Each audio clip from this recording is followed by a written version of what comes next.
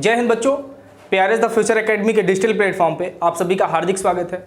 जैसे कि आप लोगों को पता है कि हम 2 चर वाले रैखिक समीकरण का रिवीजन कर रहे हैं और उसके साथ में कुछ इंपॉर्टेंट उसके क्वेश्चन भी कर रहे हैं जो आपके एग्जाम के नज़रिए से बहुत इंपॉर्टेंट है। उसी सीरीज में हम आगे बढ़ते हैं और आज का पहला क्वेश्चन देखिए आपके सामने है कि एक आयताकार बाग का अर्ध परिमाप दिया गया है 36 मीटर, जिसकी लंबाई चौड़ाई से 4 मीटर अधिक है, तो बाग की विमाएं ज्ञात करना है। ओके, अब यहाँ पे समझ लीजिए आप कि जो बच्चे पिछला वाला लेक्चर नहीं देखे हैं उसको देख लीजिएगा, उसको देखने के बाद इसको समझेंगे तो बड़ा आसान रहेगा, तो एक बार उसको जरूर देख लीजिएगा।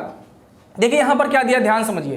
देखिए एक चीज और आप सुनिए, जो भी जब कभी भी वर्ड प्रॉब्लम का क्वेश्चन है, जैसे ये लैंग्वेज में लिखा है और इसको सॉल्व करना हो, तो आप आराम से डरिएगा नहीं, आराम से इस क्वेश्चन को पढ़ा किया करिए।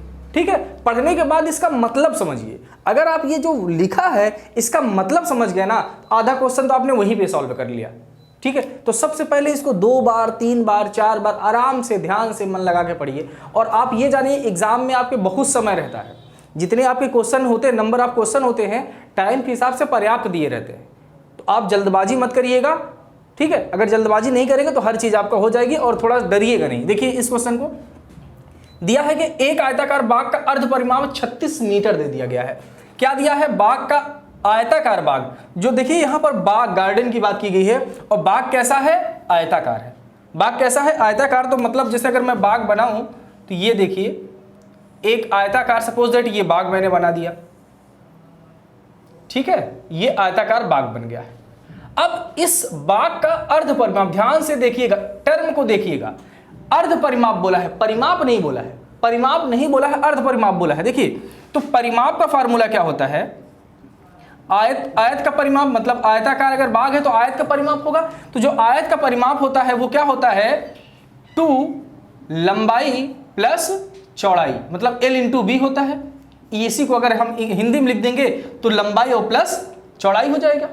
लेकिन यहां पर अर्ध बोल दिया है और अर्ध का मतलब होता है आधा। तो अगर मैं इसका अर्ध परिमाप निकालूं, अगर मैं ऐसे लिखूं कि अर्ध परिमाप, तो अर्ध परिमाप इसका हो जाएगा, ये पूरे परिमाप को अगर मैं 2 से डिवाइड कर दूं तो वो अर्ध परिमाप हो जाता है। तो परिमाप हमारा 2L प्लस B है, मतलब लंबाई प्लस चौड़ाई है, और यहां पे 2 लिख दूं तो ये देखिए 2 से 2 कैंसिल हो गया। तो अर्ध परिमाप कितना आ गया बच्चा? अर्ध परिमाप केवल आ गया L प्लस B। ये देखिए आपका अर्ध परिमाप आ गया। तो यही चीज दिया कि जो अर्ध परिमाप है वो कितना है? L प्लस B है। ये समझ गए। अब यहां पर इस लाइन, यहां तक के लाइन का मतलब समझ गए। उसके बाद दिया है जिसकी लंबाई चौड़ाई से 4 मीटर अधिक है, तो बाग की विमाएं ज्ञात कीजिए। तो देखिए विमाओं का क्या मतलब होता है? बहुत बच्चे तो कंफ्यूज रहते हैं कि सर विमा क्या होती है। अगर यहीं पे बोल दिया जाए कि बाग का मतलब लंबाई और चौड़ाई ज्ञात किया जाए तब आसानी समझ जाएंगे। लेकिन जैसे ही बोल दें कि बाग की विमाएं, किसी भी चीज की बीमा, तो उनको बीमा नहीं समझ में आती है। बीमा कुछ नहीं होती बच्चा, बीमा केवल यही इसकी लंबाई और चौड़ाई होती है। समझ में आया ना? तो बीमा का मतलब अगर बोला जाए तो लंबाई और चौड़ाई से मतलब निकालिएगा।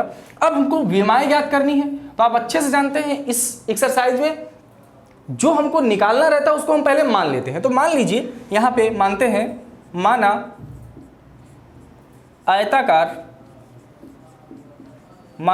आयताकार बाग की लंबाई बराबर x मीटर। अब देखिए मीटर में हम क्यों ले रहे हैं? क्योंकि परिमाप हमारा मीटर में दिया है, इसलिए हम मीटर में ले रहे हैं। ठीक है, आयताकार बाग की लंबाई बराबर x मीटर तथा आयताकार बाग की चौड़ाई कितनी हो जाएगी? y metre. ये हमने लिख लिया, समझ में आ गया। अब प्रश्नानुसार देखते हैं। प्रथम शर्तानुसार क्या बोला गया है? प्रथम शर्तानुसार अगर हम यहां पे देखें तो देखिए यहां पे क्या दिया है? बाग का अर्ध परिमाप 36 है और अभी हमने बाग का अर्ध परिमाप क्या निकाला है? L plus B। इसी को हिंदी में मैं लिख दूं लंबाई प्लस चौड़ाई। तो इसका मतलब यहां पर क्या है कि अर्ध परिमाप दिया है L प्लस B। तो यहां पर लंबाई कितनी है? x है, तो यहां पे x हो जाएगा, प्लस का साइन है तो प्लस का साइन लगा दीजिए, और चौड़ाई कितनी है? y है, तो y कर दीजिए। और ये इसकी वैल्यू किसके बराबर है? 36 मीटर के बराबर, तो ये 36 हो जाएगा। इसी को मान लीजिए आप इक्वेशन नंबर फर्स्ट। समझ में आया? चलिए आगे बढ़ते हैं। आगे बढ़ेंगे तो यहां पे देखिए क्या है? लंबाई चौड़ाई से 4 मीटर अधिक है। बहुत बच्चे इस लैंग्वेज में कंफ्यूज हो जाते हैं। मैं भी जब पढ़ता था तो मैं भी काफी कंफ्यूज होता था, लेकिन अब देखिए आप कंफ्यूज नहीं होंगे। कैसे? जो भी दिया जाए, लंबाई और चौड़ाई दिया है ना, तो आप ऐसे कर दीजिए, लंबाई क्या है हमारी x है, x इधर कर दीजिए, बराबर का साइन लगा दीजिए, और चौड़ाई y है तो y कर दीजिए। अभी कुछ मत देखिए, केवल आपने x बराबर y कर दिया। अब देखिए कौन ज्यादा है, लंबाई चौड़ाई से 4 मीटर ज्यादा है, ज्यादा कौन है, लंबाई। अभी देखिए ये दोनों बराबर है, अभी ये बराबर नहीं है, सॉरी, लंबाई क्या है, लंबाई चौड़ाई से 4 मीटर क्या है, अधिक है। कौन अधिक है, लंबाई अधिक है ना, किससे अधिक है, चौड़ाई से अधिक है। तो 4 किस में ऐड करेंगे, इसमें ना ऐड करेंगे। ज्यादा कौन है, लंबाई ज्यादा है, कितना ज्यादा है, 4। तो ये बताइए 4 ये ज्यादा है, इसमें ऐड करेंगे तभी तो दोनों बराबर आएगा। जैसे मैं बोलूं कि लंबाई 10 है और चौड़ाई 14 है, तो इसका मतलब ये 4 ज्यादा है, सॉरी ये इधर उल्टा, ये लंबाई अगर 14 है, चौड़ाई 10 है, तो यहां समझिए जो लंबाई है चौड़ाई से 4 मीटर ज्यादा है। कौन ज्यादा है, लंबाई ज्यादा है। तो दोनों को अगर मुझे बराबर करना है तो 4 मुझे किसमें ऐड करना पड़ेगा, इसमें ऐड करना पड़ेगा। तब देखिए ये 14 और 14 इक्वल आ जाएगा ना। सेम यही कॉन्सेप्ट यहां भी है। तो इसको मुझे इक्वल करने के लिए इन दोनों को ऐड करना होगा, मतलब y में 4 को ऐड करना होगा। अब देखिए, अब प्रतिस्थापन विधि अगर यूज यहां पर कर दिया जाए, इसको इक्वेशन नंबर आप 2 मान लीजिए। आप ऐसे भी कर सकते हैं, इसको y को इधर ट्रांसफर भी कर सकते हैं। तो या चलिए y को इधर ट्रांसफर ही कर लीजिए। तो अगर y को इधर ट्रांसफर करेंगे तो क्या हो जाएगा, x, y इस तरफ आएगा तो माइनस y इक्वल कितना हो जाएगा, 4। इसको मान लीजिए equation number first, equation first और इक्वेशन सेकंड से। तो यहां पर देखिए इस इक्वेशन को मैं इसके नीचे लिख दे रहा हूं, तो ये x प्लस वाई इक्वल कितना हो जाएगा, 36। समझ में आ गया। अब यहां पे देखिए इसको सॉल्व कर लीजिए। इसको ये देखिए प्लस और माइनस दोनों y y है, कैंसिल हो जाएगा। तो यहां पे क्या आएगा, 2x इक्वल 36 और 4 कितना हो जाएगा बच्चा, 40 हो जाएगा। 36 और 4 कितना हो जाएगा, 40 हो जाएगा। अब यहाँ पे x की वैल्यू अगर मैं निकालूंगा तो ये 40 बटे ये मल्टीप्लाई में इधर जाएगा तो डिवाइड में 2 से डिवाइड कर दूंगा, कितना आ जाएगा, 20 आ जाएगा, 20 मीटर। इसका मतलब बच्चा ये जो लंबाई है x निकाला हूं तो लंबाई कितनी हो गई है, 20 मीटर। अब मुझे क्या निकालना है, अब मुझे चौड़ाई निकालना है। तो आप अच्छे से जानते हैं कि अगर एक चीज निकल जाता है, x या y में से किसी एक का मान निकल जाता है, दूसरा का मान निकालना बड़ा आसान हो जाता है। कैसे, किसी भी इक्वेशन में आप रख दीजिए जिसमें आपका मन करे। तो मैं इसमें रखूंगा क्योंकि इसमें कैलकुलेशन थोड़ा छोटा दिख रहा है, तो इसी में रख दीजिए आप। तो समीकरण 2 से x का मान लिखिए, x का मान समीकरण 2 में रखने पर, 2 में रखने पर, तो समीकरण 2 में अगर आप रखेंगे तो समीकरण 2 यहां पर क्या है, x माइनस वाई इक्वल दिया गया है 4। अब x की जगह पे 20 रख दीजिए, तो यहां पर 20 रखेंगे तो 20 माइनस वाई इक्वल 4 है। ये 20 उस तरफ जाएगा तो इधर प्लस में उधर जाएगा तो माइनस में हो जाएगा, तो y इक्वल ये 4 इधर है, ये प्लस में माइनस 20। ठीक है। अब देखिए y की वैल्यू निकालना। अब देखिए यहाँ माइनस वाई है तो माइनस वाई करेंगे तो माइनस वाई इक्वल, अब देखिए 20 में से 4 माइनस हो जाएगा तो 16 आएगा, लेकिन चिन्ह किसका रहेगा, बड़े वाले का, तो माइनस 16। इधर भी माइनस है, इधर भी माइनस है, कैंसिल हो गया, तो y बराबर कितना हो गया, 16 मीटर।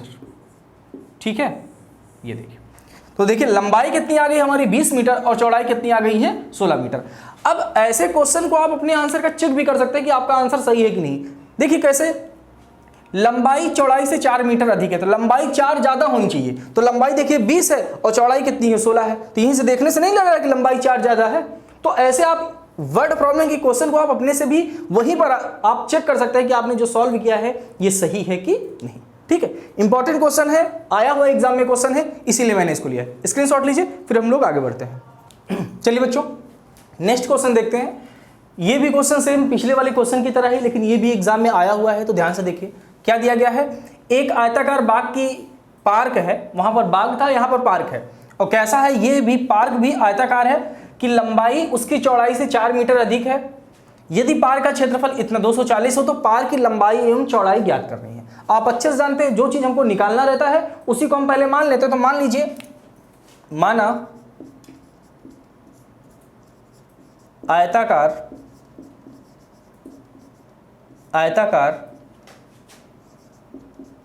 बाग की लंबाई बराबर x मीटर तथा चौड़ाई कितनी है, तथा चौड़ाई y मीटर। ठीक है, हमने ये मान लिया लंबाई और चौड़ाई कितनी है, x मीटर और y मीटर। तो प्रथम शर्तानुसार क्या बोला है, प्रथम शर्तानुसार अगर देखें यहाँ पे देखिए प्रथम शर्तानुसार, प्रथम शर्तानुसार इसने सीधे सीधे क्या बोल दिया है, लंबाई उसकी चौड़ाई से 4 मीटर अधिक है। तो मैंने लिखने का तरीका आपको बताया है कि ये जब ऐसी कंडीशन हो तो पहले आप ऐसे लिख दीजिए। उसके बाद जरा सोचिए क्या बोला गया है, लंबाई उसकी चौड़ाई से 4 मीटर अधिक है। अधिक कौन है, लंबाई अधिक है, तो लंबाई में तो प्लस करेंगे नहीं क्योंकि अधिक है, तो अगर उस ज्यादा में और मिला देंगे तो वो तो और ज्यादा हो जाएगा ना। तो अगर हमको बराबर करना है तो जो कम है उसमें जोड़ना पड़ेगा। तो वही चीज है कि लंबाई जो है चौड़ाई से 8 मीटर अधिक है, तो लंबाई अधिक है तो 8 किस में जोड़ेंगे, ये चौड़ाई में जोड़ेंगे। तो ये हमने ये कर दिया, बात समझ में आ गया। तो ये कितना है, x बराबर y प्लस 8, इसको मान लीजिए आप इक्वेशन नंबर फर्स्ट। आगे सॉल्व करिए, सेकंड शर्तानुसार लिखिए, सेकंड शर्तानुसार। अब सेकंड शर्तानुसार बच्चा जब देखेंगे यहां पर तो देखिए क्या दिया गया है, यदि पार्क का क्षेत्रफल 240 मीटर हो, पार्क का क्षेत्रफल, पार्क मतलब आयताकार, और आयत का क्षेत्रफल क्या होता है, लंबाई गुणित चौड़ाई होता है। तो वही तो यहां पर दिया है पार्क का क्षेत्रफल, पार्क का क्षेत्रफल मतलब लंबाई गुणित चौड़ाई होता है, या ऐसे बोलूं लंबाई गुणित चौड़ाई बराबर कितना है, 240 मीटर। अब लंबाई की जगह पे मैंने x माना है तो यहां पर x हो जाएगा, मल्टीप्लाई चौड़ाई की जगह पे मैंने क्या माना है, y माना है, तो ये y हो जाएगा। इक्वल कितना हो जाएगा, 240। इसी को मान लीजिए इक्वेशन नंबर सेकंड। अब यहां पर देखिए प्लस के फॉर्म का नहीं बन रहा है, तो यहां पर देखिए ये x की वैल्यू देखिए हमको पता है, x की वैल्यू हमको पता है ना, ये x की वैल्यू उठाकर अगर यहां पर रख देंगे तो आप y की वैल्यू पता चल जाएगी। देखिए कैसे, तो यही करेंगे, x का मान यहां पे लिखिए, x का मान समीकरण 1 में रखने पर, समीकरण 1 में x का मान समीकरण 2 में रख रहे हैं ना, समीकरण 2 में रखने पर, तो जब समीकरण 2 में रखेंगे तो देखिए यहां पर क्या है, ये x है और ये y, तो रखिए यहां पर x की जगह पे y प्लस 8 रख दीजिए, तो यहां पर हो जाएगा y प्लस 8 और मल्टीप्लाई y हो जाएगा। इक्वल कितना दिया गया है, यहां पे दिया है 240, 240 समझ में आया ना। इसकी जगह पे x की जगह पे हमने ये वैल्यू रख दिया, मल्टीप्लाई था y कर दिया, बराबर 240 से 240। अब इनका मल्टीप्लाई कर लीजिए, तो y का मल्टीप्लाई y में करेंगे तो ये y स्क्वायर हो गया, प्लस 8 का मल्टीप्लाई y में करेंगे तो 8y बराबर 240 हो गया। अब क्या करिए, 240 को इस तरफ ला लीजिए, तो y square plus 8y minus 240 बराबर 0। और ये देखिए आपका एक द्विघात समीकरण बन गया, y square plus 8y minus 240 बराबर 0, ये द्विघात समीकरण मिल गया। अब इस द्विघात समीकरण को आप सॉल्व कर लीजिए। देखिए आप अच्छे से जानते हैं इसको सॉल्व करने का तरीका, अभी इसके बाद का जो चैप्टर है वो द्विघात समीकरण है, उसमें भी मैं एक्सप्लेन करूंगा, लेकिन यहाँ पे थोड़ा सा देख लीजिए कैसे इस द्विघात समीकरण को सॉल्व करेंगे। इसमें मेन बात ये रहता है कि जो लास्ट टर्म रहता है, दो ऐसे नंबर आपको अपने दिमाग में रखने हैं जिनका मल्टीप्लाई करने पर 240 आ जाए, और या तो प्लस करने पर या तो माइनस करने पर 8 आ जाए। साइन का भी ध्यान रखिएगा, यहाँ पर माइनस 240 आए और यहाँ पर प्लस 8 आना चाहिए। तो देखिए सबसे सिंपल तरीका ये है कि 240 का आप फैक्टर कर लिया करिए। तो चलिए 240 का आप फैक्टर कर लीजिए, इधर मैं कर देता हूँ 240 का फैक्टर। ये 240 का फैक्टर करिए, 2 से करेंगे तो ये 120 बार आएगा, ठीक है। फिर ये 2 से करेंगे तो 60, फिर 2 से करेंगे तो ये 30 आएगा, फिर 2 से करेंगे तो 15 आएगा, फिर ये 3 से होगा तो 5 आएगा, और ये 5 से होगा तो 1 आएगा, ठीक है। अब इन्हीं ये जो मल्टीपल है ना, ये जो आए हैं नंबर, इनका आपस में मल्टीप्लाई करिए और दो ऐसे नंबर बनाइए, दो ऐसे नंबर आपको बनाना है कि जिनका मल्टीप्लाई करने पर 240 मिल जाए और प्लस माइनस करने पर 8 मिल जाए। तो दो नंबर अगर सोचा जाए तो ये देखिए 2 2 जा 4 और 4 3 जा 12 को अगर हम साथ में कर ले, देखिए 2 2 जा 4 किया, 4 3 जा 12, ये 12 हो जाएगा। अब बीच के देखिए ये दो नंबर बच जा रहे हैं, 2 2 जा 4 और 4 5 जा 20। अगर ये देखिए मैंने बना लिया, आप देखिए यहां मुझे तो पता था तो आसानी से बना लिया, आप भी 1-2 बार ट्राई करेंगे ना, ऊपर नीचे सोचेंगे तो बन जाएगा, आसानी से बन जाएगा। तो इसका मतलब देखिए 20 होगा और 12 होगा, अगर 20 से 12 को माइनस कर देंगे तो बच्चा 8 मिल जाएगा, और 20 का मल्टीप्लाई अगर 12 में करेंगे तो 240 हो जाएगा। तो यही दोनों नंबर से मैं लिख देता हूं। तो अब देखिए ये वाई स्क्वायर है प्लस, अब इसको मैं लिख देता हूं 20, और मुझे 8 लाना है तो 20 में से माइनस करूंगा 12 को, तब आएगा और इसके बाहर y लगा दीजिए, लास्ट में माइनस 240 है, माइनस 240 बराबर 0। और थोड़ा सॉल्व कर लीजिए, y प्लस 20 का मल्टीप्लाई इसमें करेंगे तो 20y माइनस 12y माइनस 240 बराबर 0। इन दोनों में कॉमन कर लीजिए, तो y कॉमन करेंगे तो y प्लस 20 कर देंगे। इन दोनों में देखिए यहाँ भी माइनस है, यहाँ भी माइनस है, तो माइनस कॉमन हो जाएगा। 12 मतलब यहाँ पर y लाना है तो 12 कॉमन कर लेंगे तो y, और इस माइनस की वजह से ये प्लस में हो जाएगा और ये 20 बार जाएगा, इक्वल 0। अब यहाँ पे देखिए y प्लस 20 एक ब्रैकेट में है, इसका मतलब हमारा जो गुणनखंड की है वो सही है, और y माइनस 12 इक्वल 0। इस कंडीशन में एक बार आप y प्लस 20 बराबर 0 लेंगे और दूसरी कंडीशन में ये लेंगे। तो पहली कंडीशन में जब y प्लस 20 बराबर 0 लेने पर, जब 0 लेंगे तो y की वैल्यू निकालेंगे तो बच्चा y की वैल्यू आ जाएगी -20। अब -20, अब आप ये जानिए कि किसी भी जो बाग है उसकी लंबाई क्या, ये जैसे y चौड़ाई आई है तो क्या किसी भी बाग की चौड़ाई नेगेटिव हो सकती है? नहीं हो सकती है, इसलिए इसको हम बोलेंगे अमान्य। क्यों अमान्य होगा बच्चा? क्योंकि किसी की भी लंबाई चौड़ाई कभी भी माइनस में नहीं हो सकती, इसलिए अमान्य हो जाएगा। हम दूसरा देखेंगे तो y माइनस 12 बराबर 0 लेने पर, जब 0 लेंगे तो y बराबर कितना आ जाएगा? 12 आ जाएगा। ये किसकी वैल्यू आ गई है? ये चौड़ाई आ गई है। इसका मतलब चौड़ाई कितना आ गई है? 12। अब लंबाई निकालना है तो y का मान उठाकर आप इसी में रख दीजिए। देखिए जगह नहीं है, मैं यहाँ पर रख दे रहा हूँ, आप समझ जाइएगा। y का मान अगर यहाँ पर हम रख देंगे तो देखिए x का मान कितना हो जाएगा? x बराबर कितना हो जाएगा? यहाँ पर 12 रख दीजिए तो 12 प्लस 8 बराबर कितना आ जाएगा? 20। मतलब x की वैल्यू कितनी आ जाएगी? 20। और यूनिट लगाना ना भूलिएगा मीटर में, इसकी भी यूनिट किस में आएगी? मीटर में। अब अपने आंसर को आप चेक भी कर सकते हैं। कैसे चेक कर सकते हैं? मैंने बोला कि लंबाई 8 ज़्यादा है, किससे ज़्यादा है? चौड़ाई से ज़्यादा है। तो लंबाई 20 है और चौड़ाई 12 है। देखिए डिफरेंस दोनों का 8 है कि नहीं? इसका मतलब ये हमारा आंसर सही है। इस प्रकार से ये क्वेश्चन कंप्लीट होता है। स्क्रीनशॉट लीजिए, फिर हम इसके नेक्स्ट क्वेश्चन की बात करते हैं। चलिए बच्चों नेक्स्ट क्वेश्चन देखते हैं, और ये बहुत ही फेमस क्वेश्चन है आपके यूपी बोर्ड का।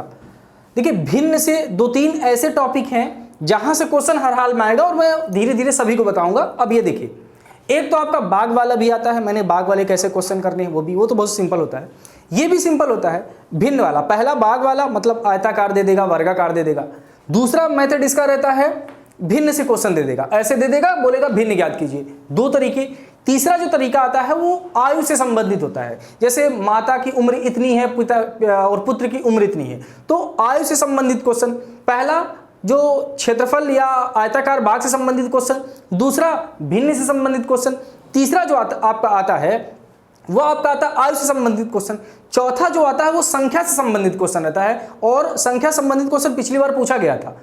और जो पांचवा इसमें प्रकार का आता है वो रेलगाड़ी से संबंधित रहता है, ठीक है। और एक और है नाव से संबंधित। सारे क्वेश्चन को मैं बारी बारी से कराऊंगा, ठीक है। इतने टाइप्स आप क्लियर कर लेंगे तो बाहर से आने का कोई चांस ही नहीं, क्योंकि यहीं से बार बार वो घुमा के पूछता है। कभी भिन्न वाला दे देगा, कभी आयु वाला दे देगा, कभी रेलगाड़ी वाला दे देता है, ठीक है। तो बारी बारी से देखेंगे। तो यहाँ पर देखिए भिन्न वाला है, तो यहाँ पर देखिए क्या है, एक भिन्न 1/3 हो जाती है जब उसके अंश में 1 घटाया जाता है, और यह 1/4 हो जाती है जब हर में 4 जोड़ दिया जाता है। तो भिन्न ज्ञात कीजिए। बहुत सिंपल होता है। सबसे पहले आप भिन्न को मान लिया करिए। देखिए भिन्न मानने के लिए कैसे मानेंगे पहले समझिए। जैसे हम कोई भिन्न लिखते हैं तो भिन्न कैसे लिखते हैं? हमेशा ऐसे लिखेंगे ना, 3/2। यही तो भिन्न होगी, यही भिन्न होगी ना, 3/2।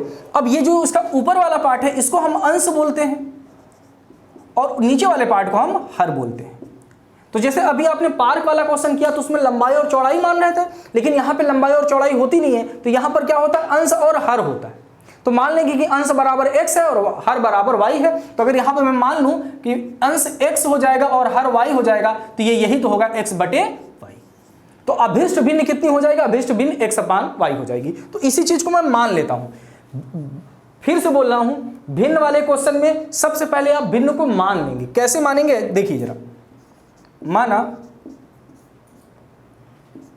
भिन्न या अभिष्ट भिन्न लिख सकते हैं। माना भिन्न बराबर x/y, जहां यहां पर ये भी थोड़ा सा एक्सप्लेन कर दीजिए। जहां x बराबर अंश है, x किसको डिनोट कर रहा है? अंश को डिनोट कर रहा है, और y किसको डिनोट कर रहा है? हर को डिनोट कर रहा है। इतनी बात समझ में आ गई। अब देखिए, बिना कुछ सोचे समझे लिख दीजिए प्रथम शर्तानुसार, क्योंकि इसका स्टेप क्लियर रहते हैं कि आपको ऐसे ही ऐसे स्टेप करने हैं। तो प्रथम शर्तानुसार में यहाँ पर देखिए क्या बोला गया है। सबसे पहले जो भिन्न है x/y, भिन्न को आप x/y लिख दीजिए। अब बहुत आराम से आप इसको पढ़िए, देखिए क्या बोला है। एक भिन्न 1/3 हो जाती है। कितनी हो जाती है? 1/3 हो जाती है। तो इसका मतलब ये जो भिन्न है ये चेंज होकर के कितना हो जा रही है? 1/3 हो जा रही है। अभी भिन्न हमारी x अपान y थी, अब ये चेंज होकर के 1/3 हो जा रही है। लेकिन कब हो रही है? मतलब कोई चीज चेंज होता है तो कुछ रीजन होता है ना चेंज होने का। तो ये जो भिन्न है 1/3 हो रही, कब हो रही है? तो यहां पर रीजन दिया है, जब उसके अंश में 1 घटा दिया जाता है। मतलब अगर इसके अंश में से, ये जो अंश है x अपान y, इसके अंश में से अगर मैं 1 घटा दूं तो क्या तब ये भिन्न 1/3 हो जाती है। तो अंश ये है कि ये है, तो आप सभी जानते हैं अंश जो हमारा ऊपर वाला होता है। तो इसमें मैं अगर 1 घटा दूं तो अब ये भिन्न किसके बराबर हो गई? 1/3 के। समझ में आ गया? तो अब इसी को आप थोड़ा सॉल्व कर लीजिए। अब कभी कभी क्वेश्चन ऐसे भी दे देता है, अंश में भी कुछ घटाने या जोड़ने के लिए दे देता है, हर में भी कुछ घटाने या जोड़ने के लिए दे देता है। तो अगर दोनों में बोलेगा तो अब दोनों में कर दीजिएगा, एक में बोलेगा तो एक में कर दीजिएगा। समझ में आएगा? अब उसके बाद देखिए क्या करना है। अब ये x - 1 अपान y हो गया। अब यहां आप अच्छे से जानते हैं कि क्रॉस मल्टीप्लाई ही होगा, तो चलिए हम इसका क्रॉस मल्टीप्लाई कर लेते हैं। तो क्रॉस मल्टीप्लाई 3 का मल्टीप्लाई जब x में करेंगे तो ये 3x हो जाएगा, माइनस 3 का मल्टीप्लाई अगर 1 में करेंगे तो ये 3 हो जाएगा, इक्वल। अब 1 का मल्टीप्लाई y में करेंगे तो कितना हो जाएगा बच्चा? y हो जाएगा। ठीक है, अब देखिए यहां ध्यान से, ये 3x है, यहां पे 3x रहने दीजिए। अब जैसा कि हम लोग पढ़ते आए हैं, नंबर को एक साइड करते हैं और जो x y वाले टर्म रहते हैं उनको एक साइड करते हैं। तो ये नंबर को उस तरफ कर दीजिए, y को इस तरफ लाएंगे तो ये प्लस में है, इधर आएगा तो माइनस y, और ये माइनस में है उस तरफ जाएगा तो प्लस में हो जाएगा। इसको मान लीजिए आप इक्वेशन नंबर फर्स्ट। समझ में आ गया? अब देखिए अगले स्टेप में बढ़िए, ये तो प्रथम शर्तानुसार होगी। अब सेकंड शर्तानुसार देखिए, सेकंड शर्तानुसार। अब सेकंड शर्तानुसार बच्चा क्या है? देखिए यहां पे ध्यान से, और यह 1/4 हो जाती है। कौन? भिन्न होगी ना, तो ये भिन्न फिर वही से स्टार्ट करेंगे। भिन्न हमारी अभी भिन्न हमारी x अपान y है। अब ये कितना हो जा रही है? 1/4 हो जा रही है। 1/4 होगा तो इसमें कुछ चेंज होगा तभी तो होगा ना। तो वही बोला है, क्या चेंज हो रहा है? जब हर में 8 जोड़ दिया जाता है। तो इसका हर क्या है? हर यहां पर है, तो देखिए यहां पर 8 जोड़ दिया जाता है। देखिए इस क्वेश्चन में केवल एक ही एक टर्म में जोड़ने के और घटाने के लिए दे रहा है। कभी कभी आपसे दोनों में कुछ जोड़ने और कुछ घटाने के लिए दे सकता है, या हो सकता है मल्टीप्लाई करने के लिए भी दे दे, तो समझ जाइएगा। अब 4 का मल्टीप्लाई x में करेंगे तो देखिए फिर क्रॉस मल्टीप्लाई, 4 का मल्टीप्लाई x में करेंगे तो 4x हो जाएगा, और इक्वल 1 का मल्टीप्लाई y + 8 में करेंगे तो ये हो जाएगा y + 8। क्लियर हो गया? अब इसको देखिए मैं उस तरफ सॉल्व करता हूं। यहां पे देखिए ध्यान से,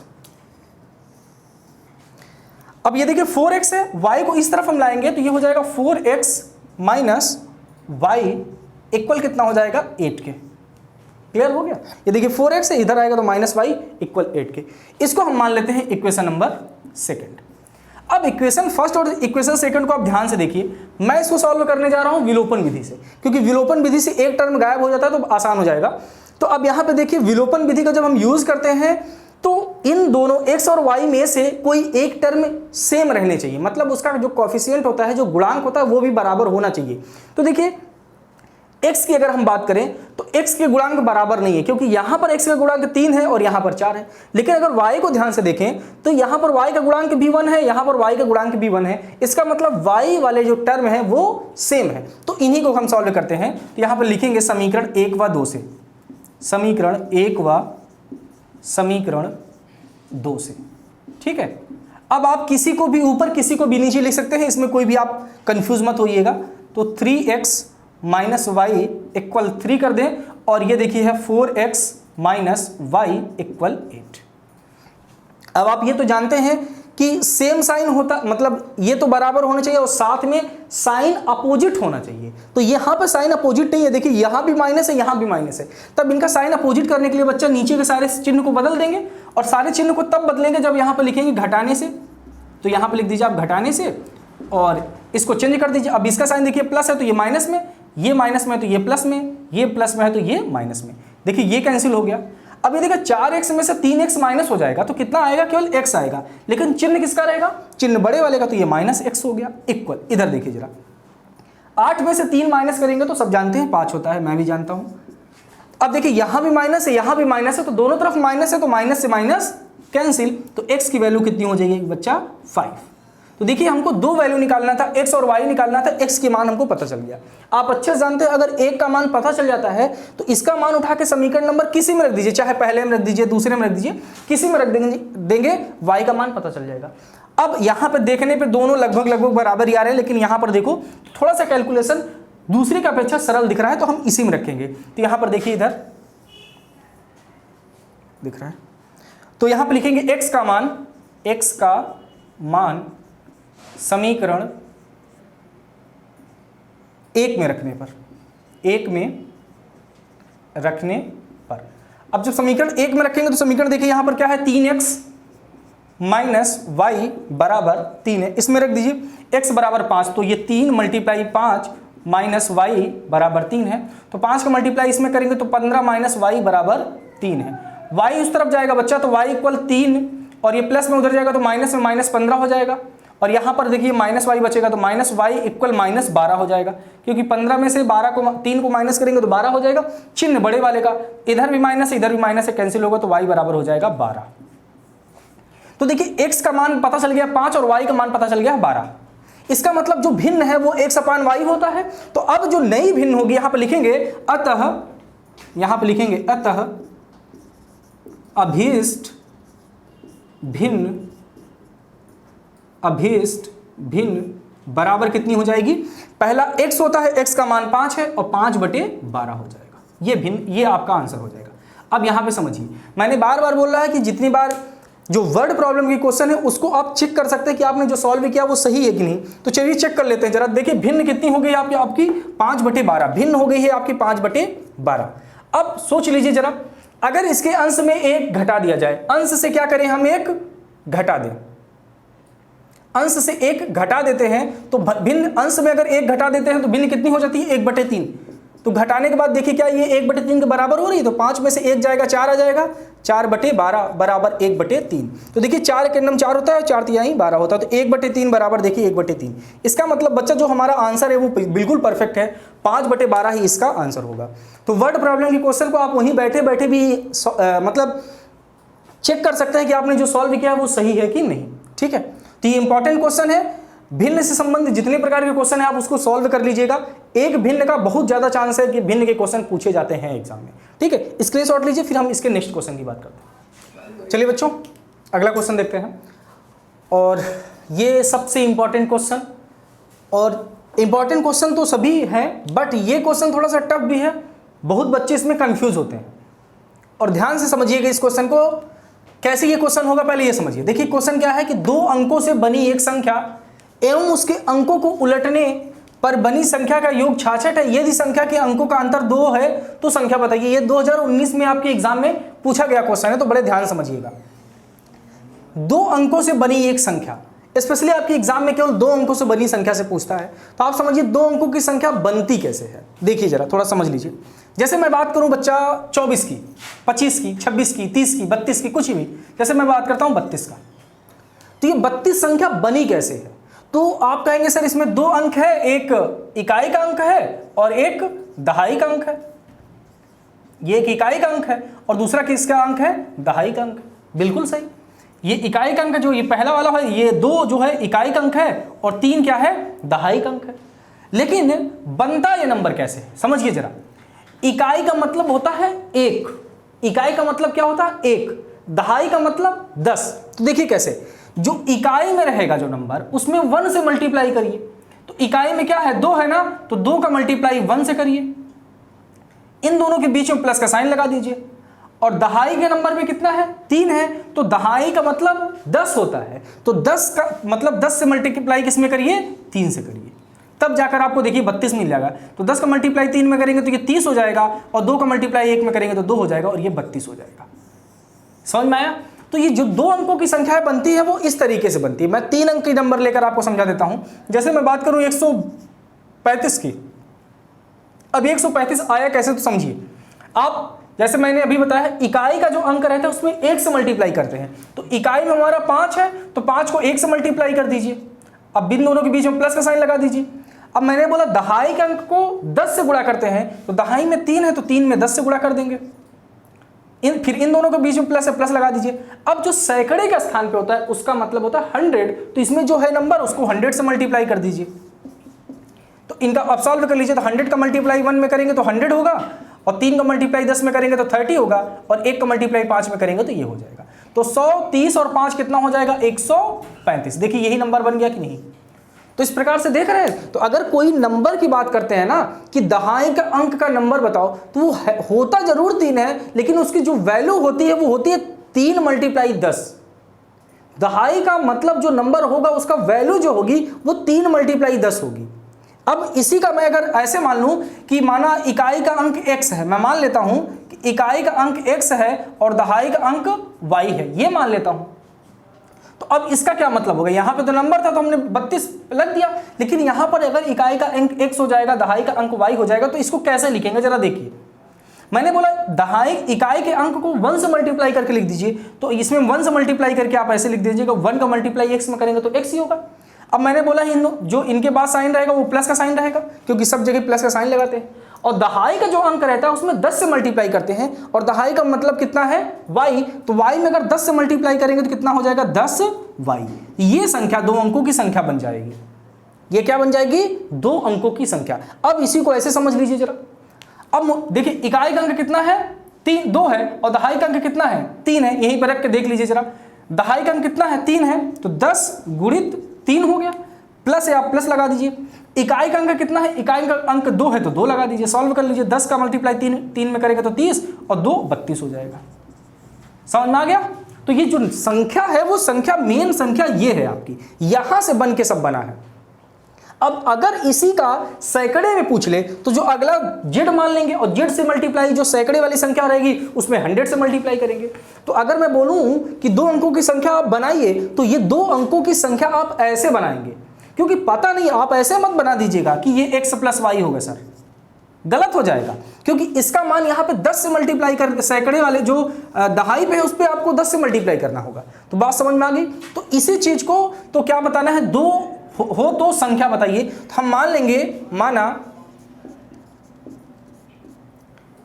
2 अंकों की संख्या में 2 अंकों की संख्या में, अब मैं इसको हटा दूं, आप समझ गए होंगे, स्क्रीनशॉट लेना हो तो ले लीजिए, क्योंकि मैं इधर हटाऊंगा तभी इसको लिखूंगा। चलिए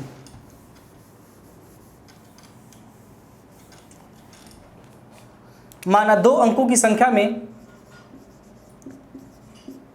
इकाई का अंक, इकाई के अंक को देखिए हमने क्या माना, x माना है, इकाई का अंक x तथा दहाई का अंक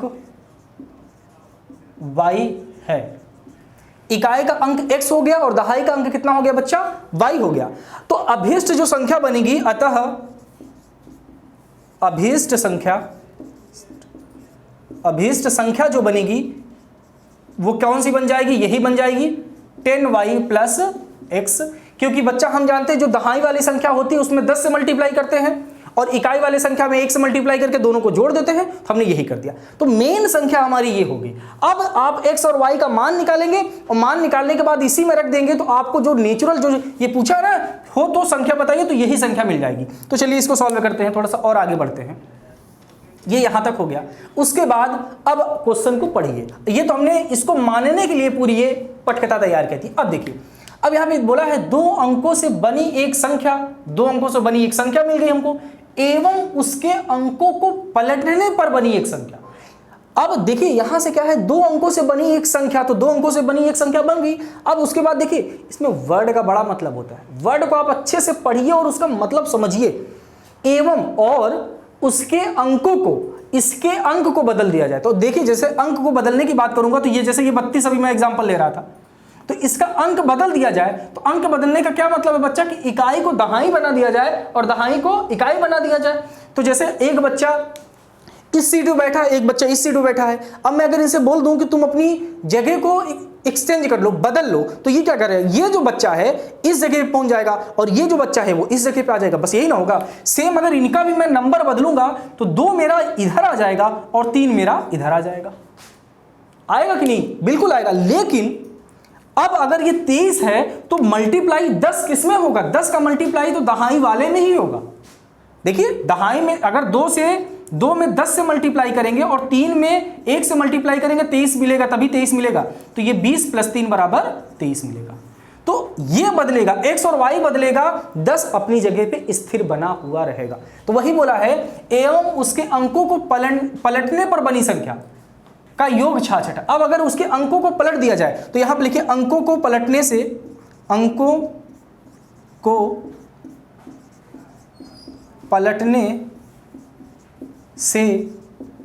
बनी संख्या, अंकों को पलटने से बनी संख्या।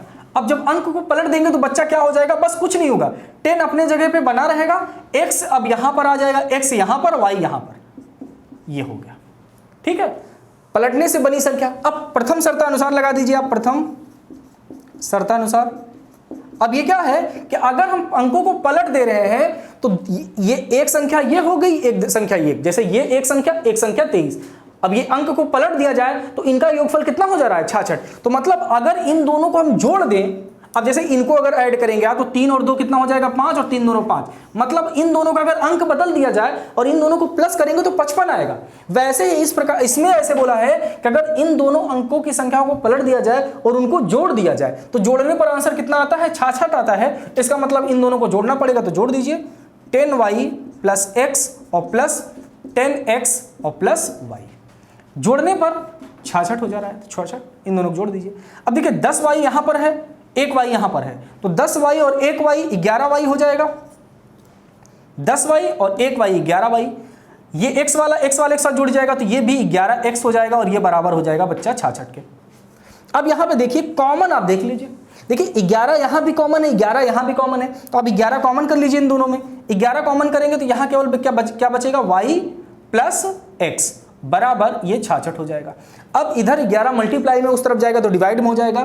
तो अगर मैं इसको y + x + y भी लिख सकता हूं, कोई दिक्कत तो है नहीं। तो चाहे 2 + 3 लिखूं और 3 + 2 लिखूं, उससे मतलब नहीं है। अब ये मत कंफ्यूज हो जाइए कि सर ये यहां बदल रहे हैं। अब ये संख्या हो गई है, अब ये तो नॉर्मल कैलकुलेशन है, तो कैलकुलेशन तो हम अपने हिसाब से करेंगे। तो 66/11, 11 से इसको मैं काट दूंगा तो कितना आ जाएगा? 6 आ जाएगा। तो ये जो बच्चा x + y बराबर 6 आ गया, ये इक्वेशन नंबर हमारा फर्स्ट आ गया। समझ में आ गया? अब चलिए, अब जो कि आप चैप्टर का नाम ही है 2 चर वाले रैखिक समीकरण, तो एक इक्वेशन से तो काम हमारा चलेगा नहीं, हम दूसरा इक्वेशन बनाते हैं। अब दूसरा इक्वेशन देखिए कैसे बनेगा। तो दूसरे इक्वेशन को बनाने के लिए थोड़ा सा और आगे हम बढ़ते हैं। यदि संख्या के अंकों, ध्यान से समझना, यहां बहुत कंफ्यूज करता है ये क्वेश्चन। संख्या के अंकों, ध्यान से, अंकों, अंक मतलब ये देखिए x और y, यही अंक है ना, अंक ये नहीं है, ये पूरी संख्या है, इसको मैं क्या बोलूंगा? संख्या बोलूंगा। और ये जो x और y है ये इसके अंक है। संख्या और अंक में अच्छे से मतलब आप समझ जाइएगा कि आपसे संख्या बोल दे तो आप उसको अंक समझ जाइए। संख्या मतलब कुछ अंकों से मिलकर एक संख्या बनती है, जबकि एक अंक में केवल एक ही अंक रहेगा। जैसे ये x देखिए, ये एक अंक है, ये क्या है? y एक अंक है। 2 क्या होता है? एक अंक होता है। 3 क्या होता है? एक अंक होता है। लेकिन जब 2 अंक को मिला देते हैं, जैसे 23 हम लिख दिए, तो 23 एक संख्या हो गई है, क्योंकि उसमें कोई एक अंक नहीं है, उसमें एक से ज्यादा अंक है। तो ये समझिएगा। तो यहां पर क्या बोला है? संख्या के अंकों का अंतर 2 है। बड़ा सिंपल। इसका मतलब संख्या हमारी x और y है, इनका अंतर कितना है? 2 है। अब यहां पर एक चीज और क्लियर करिए। अब हमको यह नहीं पता है कि अंकों का अंतर 2 है, तो अब ये बताइए 2 संख्या है, हम किसको छोटा और किसको बड़ा माने? x में से y को घटाएं 2 आएगा, कि y में से x को घटाएं तो 2 आएगा। आप किसी को भी किससे घटा दीजिए, बस यहां पे लिख दीजिए कि x, अब यहां पे देखिए x + y है, तो आप यहां पर ऐसे लिख दीजिए सेकंड शर्तानुसार, इसी में से इसको माइनस कर दीजिए। तो यहां पे लिखे x माइनस y इक्वल कितना लिख देंगे आप? 2। अब यहां पर लिख दीजिएगा कि x ग्रेटर है y से, मतलब आप ये दिखा रहे हैं कि जो x की वैल्यू है y से क्या है? बड़ी है। तो बस हो गया। अब ये देखिए इक्वेशन नंबर आपका आ गया है सेकंड, ये इक्वेशन नंबर फर्स्ट और ये इक्वेशन नंबर आपका हो गया है सेकंड। अब इन्हीं दोनों को सॉल्व कर दीजिए। आप अच्छे से जानते हैं समीकरण 1 व 2 से, समीकरण 1 व 2 से x माइनस वाई बराबर 2, इसी को ऊपर लिख दीजिए, इसको नीचे लिख देते हैं। x प्लस वाई बराबर 6। विलोपन विधि का इस्तेमाल करते हैं हम, तो विलोपन विधि का इस्तेमाल करेंगे बच्चा, देखिए कैंसिल हो गया, इन दोनों को आपस ऐड करेंगे तो 2x बराबर 6 और 2 कितना हो जाएगा, 8 हो जाएगा, और x की वैल्यू निकालेंगे तो ये 8/4 और 8/2, 2 से डिवाइड करेंगे तो ये आ जाएगा 4। तो x का मान कितना आ गया है बच्चा, x का मान आ गया है 4। इसका मतलब x यहां पर है तो इकाई का अंक हमको मिल गया है 4। अब हमको निकालना है किसका मान, दहाई का मान निकालना है। तो दहाई का मान निकालने के लिए y का मान निकालना है, सिंपल वही का क्वेश्चन। ये दो इक्वेशन है हमारे पास, इन दोनों में रख दीजिए। तो x का मान उठाकर अगर समीकरण नंबर 2 में रख दें तो यहां पर देखिए, यहां पे x का मान समीकरण किसी में रख दीजिए, समीकरण 2 में रख देते हैं। रखने पर तो रखेंगे क्या, तो x माइनस वाई बराबर कितना दिया गया है, 2 दिया गया है। तो x की वैल्यू 4 है तो 4 माइनस वाई बराबर 2 हो जाएगा। तो ये 4 उस तरफ जाएगा तो माइनस वाई बराबर 2 माइनस 4, तो y बराबर कितना आ जाएगा, यहाँ से -2 आएगा और यहाँ माइनस, इधर माइनस कैंसिल हो गया। तो y की वैल्यू कितनी आ जाएगी बच्चा, 2 आ जाएगी। तो इसका मतलब जो x का मान है वो 4 आ गया है और y का मान कितना आ गया है, 2 आ गया है। और अभी आपने जो माना था देखिए उसको ये फुलफिल भी कर रहा है। इसका मतलब x की वैल्यू बड़ी आनी चाहिए, देखिए x की वैल्यू बड़ी आ रही है, y की वैल्यू छोटी आनी चाहिए, तो y की वैल्यू आपकी छोटी आ रही है। अब आपको समझ में आ गया कि जो इकाई का अंक होगा, अंक की बात कर रहा हूं, जो इकाई का अंक होगा, इकाई का अंक कितना होगा, 4 होगा, क्योंकि ये x की वैल्यू 4 है। और दहाई का अंक कितना होगा, दहाई का अंक 2 होगा। तो संख्या हमको बनानी है, तो चलिए देखते हैं।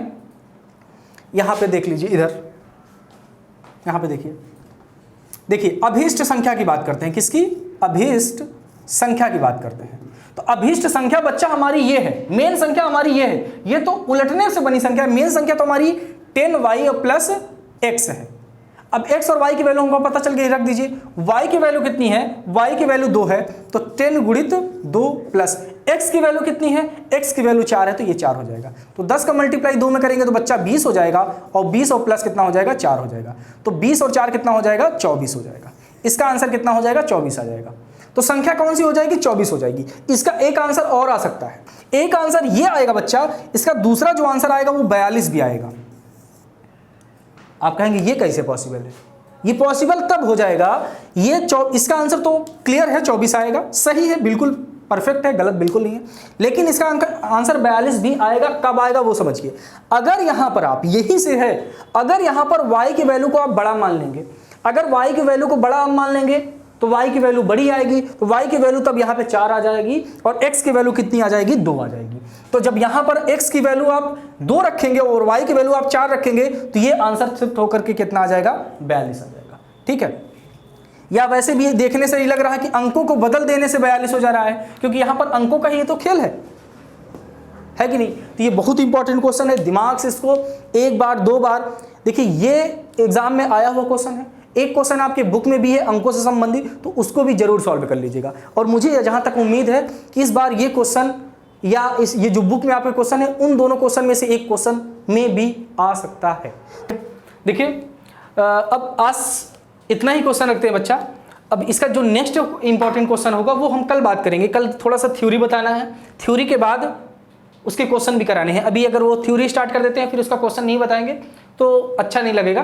तो कल जो होगा एक थ्योरी बताएंगे, फिर उसके क्वेश्चन लेंगे, फिर और बहुत सारे अभी इंपॉर्टेंट क्वेश्चन हमारे पास हैं। तो कोई जल्दबाजी की बात नहीं है, जैसे जैसे मैं पढ़ाता जा रहा हूँ वैसे वैसे आप रिवीजन करते भी जाइए, ठीक है। और बार बार मैं बोल रहा हूँ एनसीईआरटी के जितने हो सके उतने एग्जाम्पल आप सॉल्व करिए। मैक्सिमम क्वेश्चन एग्जाम्पल से आने के चांसेस बहुत ज़्यादा रहते हैं, ठीक है। तो इतना ही है आज के लिए, इतना ही रखते हैं, बाकी बातें हम नेक्स्ट क्लास में करेंगे। Thank you.